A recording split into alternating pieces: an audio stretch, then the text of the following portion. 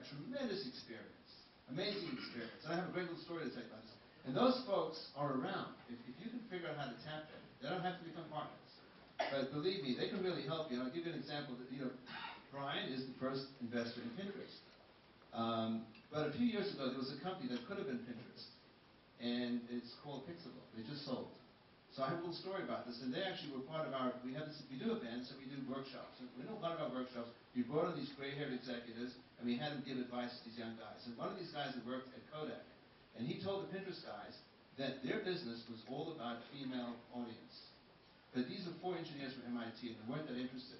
And so Pixable became this thing for guys to get pictures, interesting pictures out of the Facebook. Pixable became something that women really liked.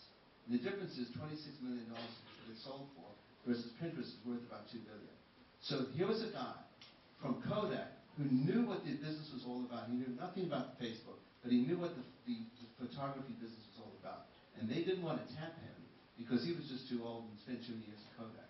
And so I'm saying to you, if you could look at these folks that are kicking around, you can have them as advisors, you could take one as minority partners, and oftentimes they have money. If you can figure out how to tap them, they can really help you. And they're a resource that's once-in-a-lifetime resource that's available. Yeah, let me change your question. You're all here to learn, right? So I started a new company. I've done this a lot. I think about the exit all the time. I think about building a company, and I'm building it because there's some strategic. I want to tell them that I'm building a company that they would love to be a part of, right? So when I started my company, Launch It, I went to all the wire services. And I said, I'm building a company that you would love to build, but you can't. But I need you to be my strategic partner. I want you to work with me, because I think in the end, I'm going to build a business, and you're going to work with me, you're going to buy me. Right? So if you're looking for a strategic, my recommendation, keep it simple.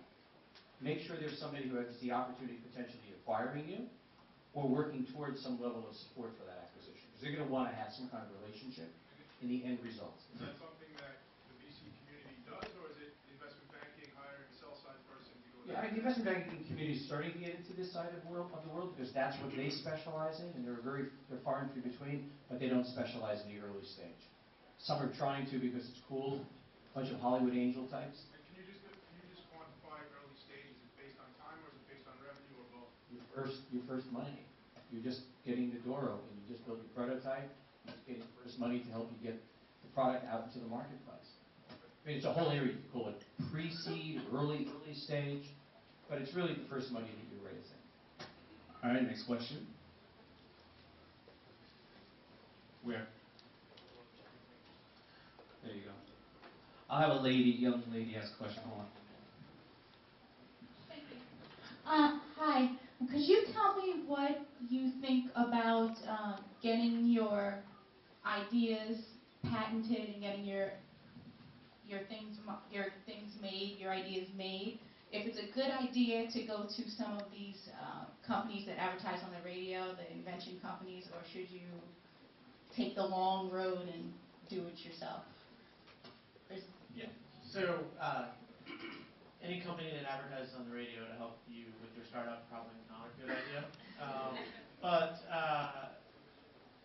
So patents really depend on the field, right? If you find the cure for cancer, the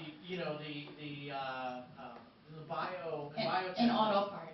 I'm sorry? Auto part.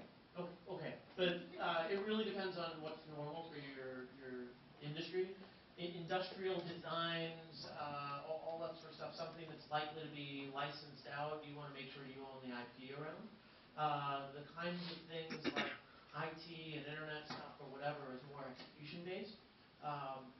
What's partly really key though is do you have the capacity to defend your patent? Right. So if somebody, patents are a little bit. There's an expression. I probably first saw it on Fred Wilson's blog, but I don't know if he's the originator of it. That patents are kind of like nuclear weapons. They're really great to have, but you don't want to ever use them. In that, if you don't have the money to defend a patent, it's kind of useless. And so for an early stage startup entrepreneur, you're dealing with the $200 grand that you raised from friends and family. It's not a good idea to spend a lot of money on patents because you don't have the money to hire lawyers to defend them if somebody goes after you, right? So you're better off being in a situation where you've just out-executed somebody, you have a going concern, and you're at a strategic point where even if somebody goes after you, you're in a better position later on to maybe strike a deal with them, to buy their patent, right? Half the people that come after you for a patent don't have a real company anyway. They're just looking to make a buck. So you're better off actually making bucks with your idea first. And, you know, you have to pay the price of, you know, handing somebody money for a patent so you don't have to deal with a lawsuit. You deal with that later. I absolutely agree. I think that one of you tech guys probably know better than I do. I think that Apple only had one patent up until 1988. I mean 1988. I didn't put any patents on Fubu. I didn't put 3 sleeves on a T-shirt. I was just first to market. And there's a lot of ways to work around patents. I'm going to get one more question for you guys, and we're going to go back over.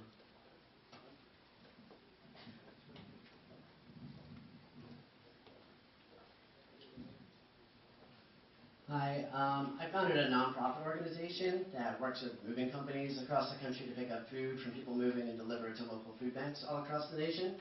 And we're in 44 states. We've experienced incredible growth working with some of the top relocation companies in the nation, and you're all incredibly smart people up here on this panel talking to us today. So I was wondering if any of you would be willing to work with us on a strategic planning session to help us move forward into the new year. Well, in New York City, there's this amazing nonprofit organization, human services, called FEGS, F-E-G-S. They're the largest human services organization in the United States, $300 million. And they just asked me to lead the board for a new accelerator in New York City that drives technology use into nonprofits, since they can't raise more money and they need to use money more efficiently. So I'm going to drive this thing, and it's going to be the first nonprofit accelerator. So I've started a number of nonprofits. I'd be more than proud to help you.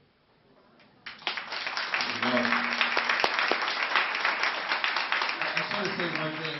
That's a great piece of advice you got from Brian.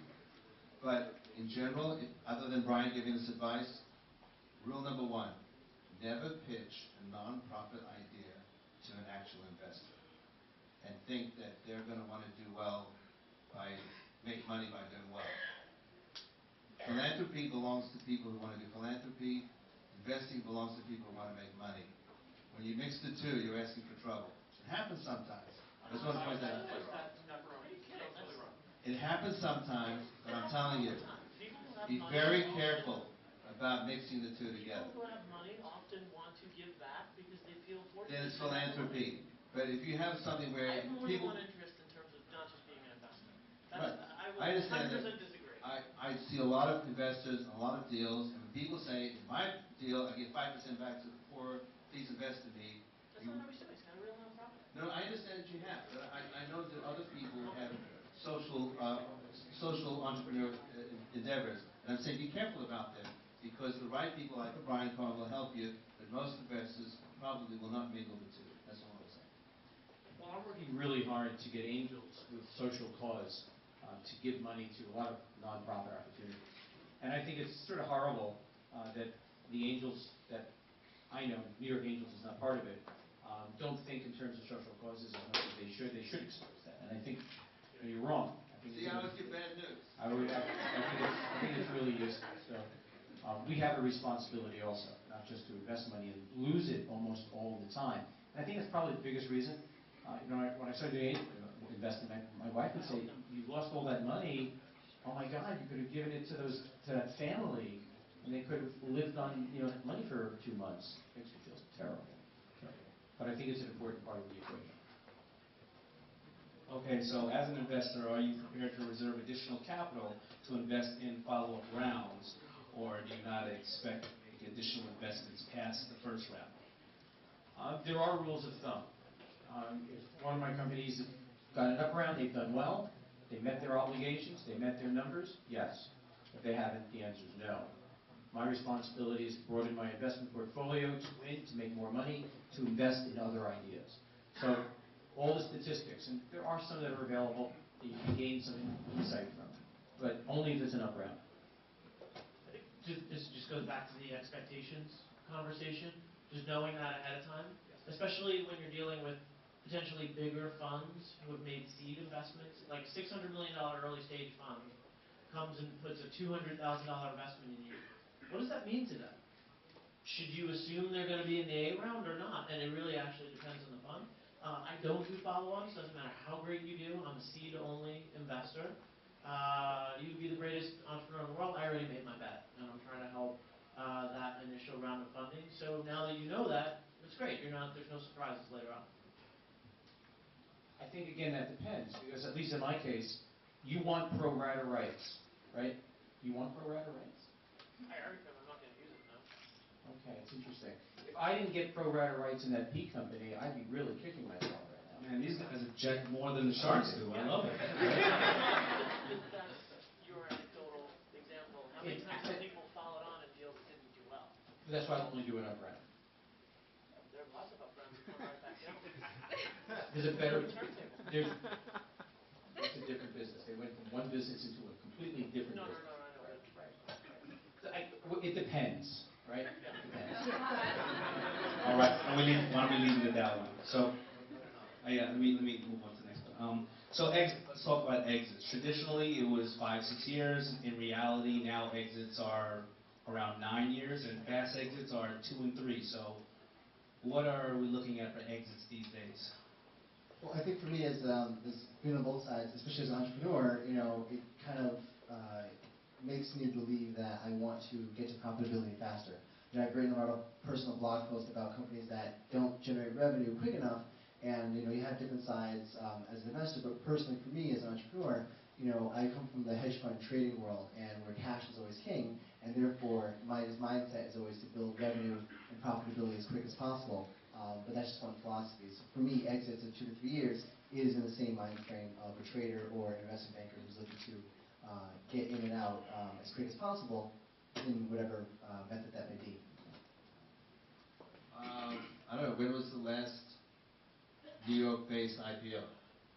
Oh, I remember, Violent Systems. A couple of guys at NYU going public, $2 billion. But it's rare. So a lot of it is going to be M&A. You're building a company that's going to be acquired. So it's worth having that in mind for the most part. That's what I see.